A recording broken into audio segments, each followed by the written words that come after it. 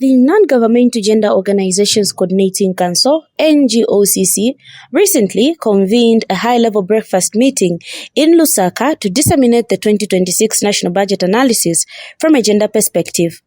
The gathering brought together government officials, civil society and cooperating partners united by one urgent call of gender-responsive budgeting.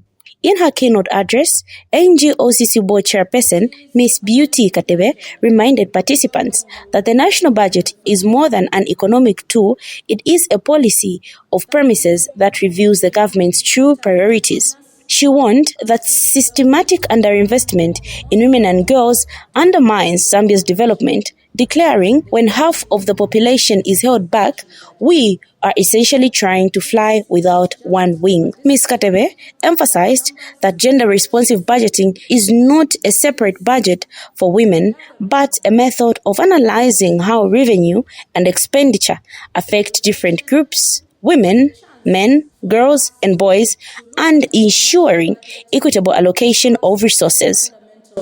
Question: does it truly respond to everyday realities of every Zambian? Does it see the woman fetching water, the girl struggling to stay in school, the small business owner, the marginalized individual with equal clarity? Honorable Minister, guests, the national budget is far more than an economic tool. It is a policy of promises. It is the single clearest document that tells us, the citizens, what our government values and who it prioritizes. It reflects our collective moral commitment as a nation. For us as NGOCC, our interest is simple. We want to ensure this powerful instrument actively promotes gender equality and fairness for everyone. Let us be clear about what we mean by a gender-responsive budget.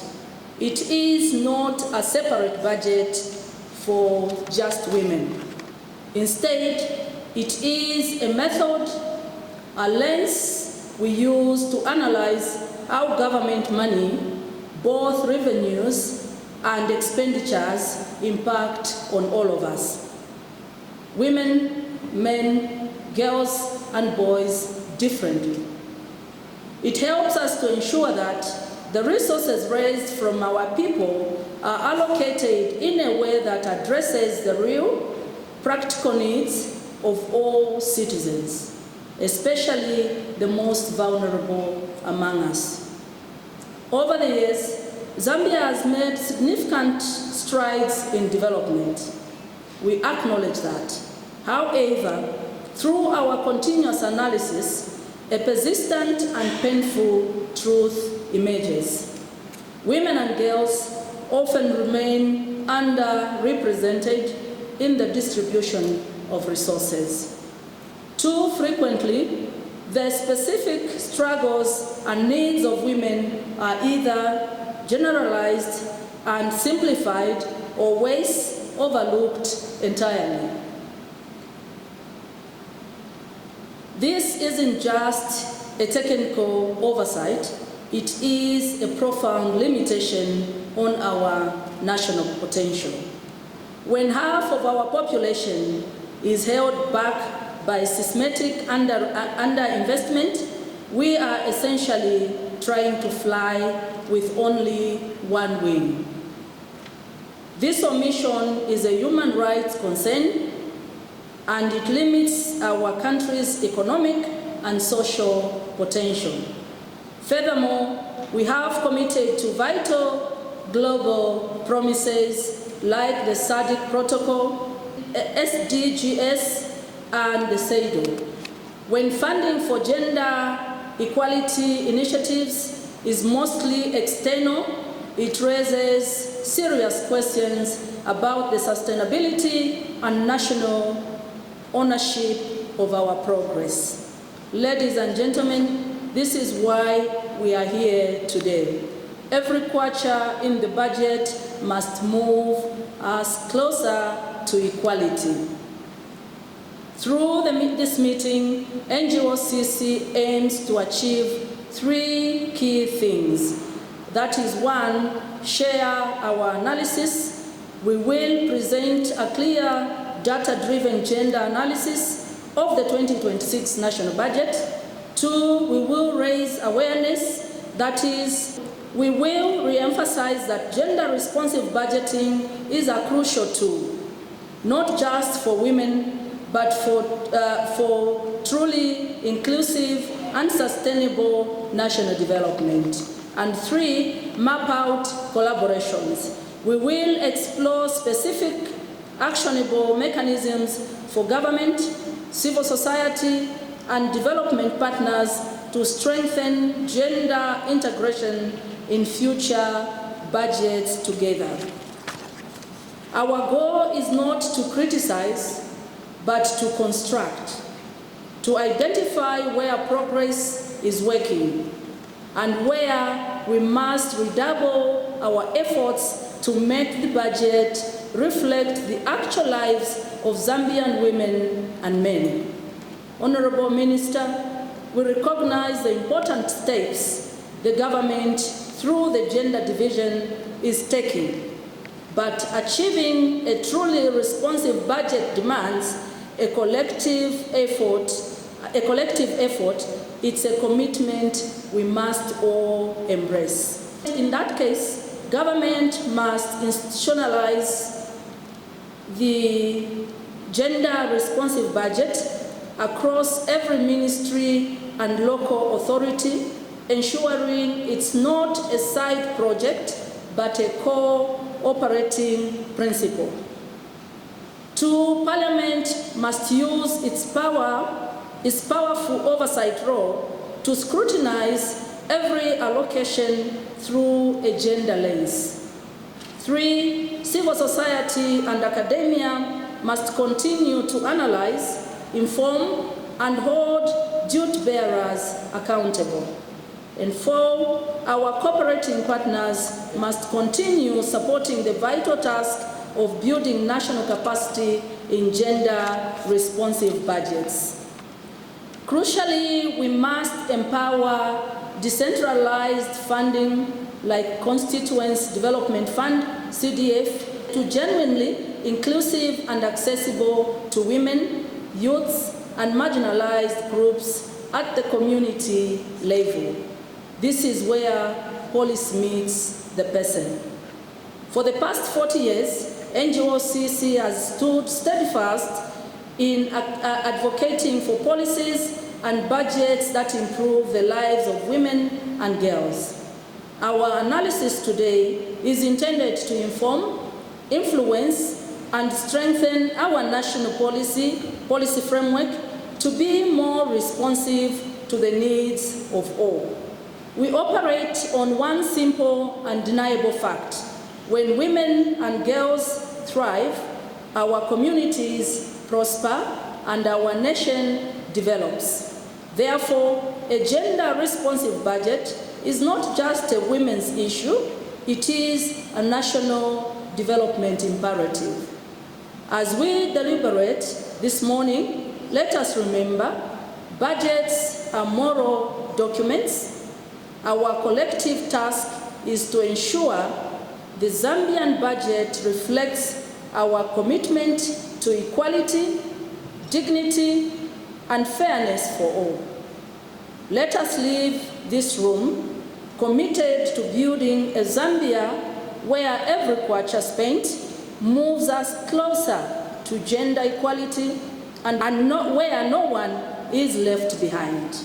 I thank you and I wish you all a fruitful deliberation. And NGOCC Executive Director, Ms. Ann Mbewe Anamela, set the context for the meeting by highlighting the need for gender-responsive budgeting.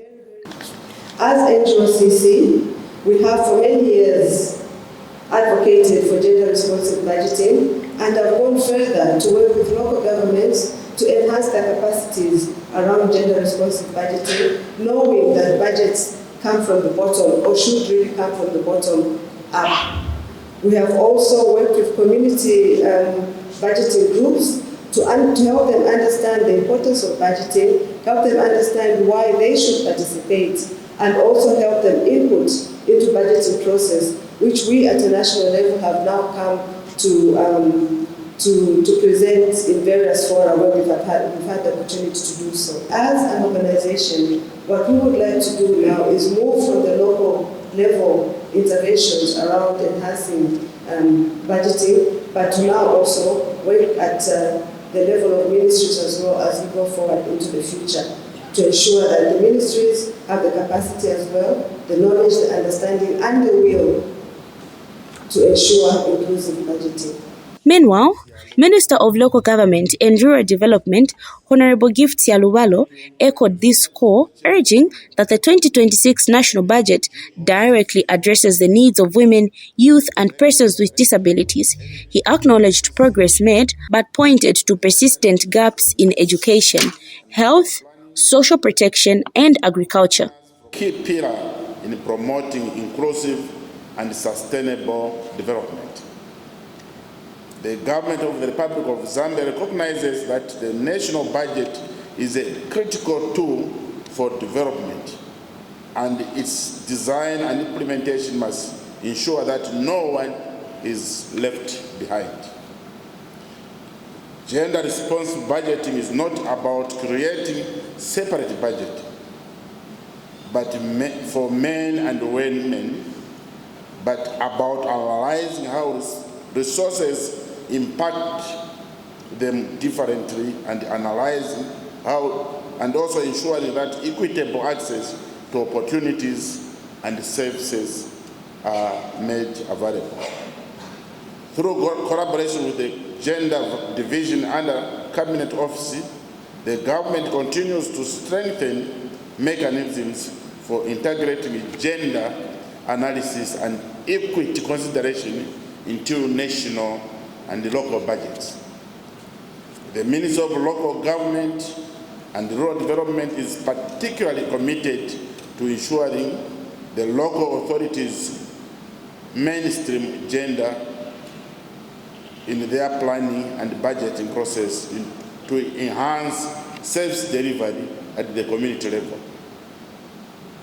Our ministry plays a critical role in translating national policies into tangible outcomes at the local level by ensuring that local development funds social protection programs and the rural infrastructure projects address the specific needs of women, youth, and persons with disabilities. We help bridge the gender gaps into service delivery. The Constituency Development Fund has been instrumental in decentralizing resources and empowering communities. As we continue implementing CDF, we must ensure that women and girls are active participants and beneficiaries in local development initiatives. We are therefore working with stakeholders to build capacity among local authorities to conduct gender analysis and adopt inclusive budgeting approaches. The 2026 national budget reflects the government's ongoing efforts to stimulate inclusive growth and reduce inequality. However, as highlighted by NGOCC, there remains gaps in addressing the needs of marginalized groups, particularly women and girls, in key sectors such as education, health, social protection, and agriculture. It is therefore imperative that we collaborate and also examine the allocation patterns and ensure that budgetary priorities translate into real benefits for vulnerable population at both national and local levels. The insights from this analysis will help inform future budget cycles, including the 2027 national budget, which has to ensure that greater alignment with the gender equality commitments are adhered to. Advancing gender-responsive budget requires collective efforts from government, civil society, the private sector, and development partners. As the ministry responsible for local governance, we are open to partnerships with the organizations such as NGOCC to strengthen community-level participation in budget formulation and monitoring. Together, we can build a budget system that reflects the realities of women and men in both urban and rural areas. In conclusion, I wish to reaffirm government's unwavering commitment to gender equality, inclusive governance, and sustainable rural development. I commend NGOCC for the important initiative and encourage continued engagement to ensure that our budget truly responds to the aspirations of all Zambians. And Ms. Florence Muleya gave an overview of the 2026 national budget from a gender perspective. We have a lingering challenge, and this gender inequality challenge continues to limit women. We also have fewer women participating in the economic activities of the economy, as well as in the social and political life, as already stated.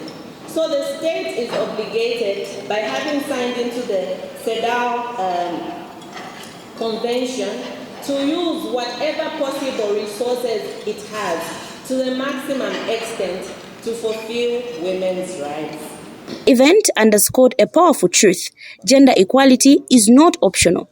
It is the fundamental of sustainable national development. And for Zambia, the time to invest in women and girls is now. It also highlighted NGOCC's 40-year legacy of advocating for policies that uplift women and girls, reaffirming that gender-responsive budgeting is not just a women's issue, but a national development imperative. NGOCC, building solidarity for women's empowerment.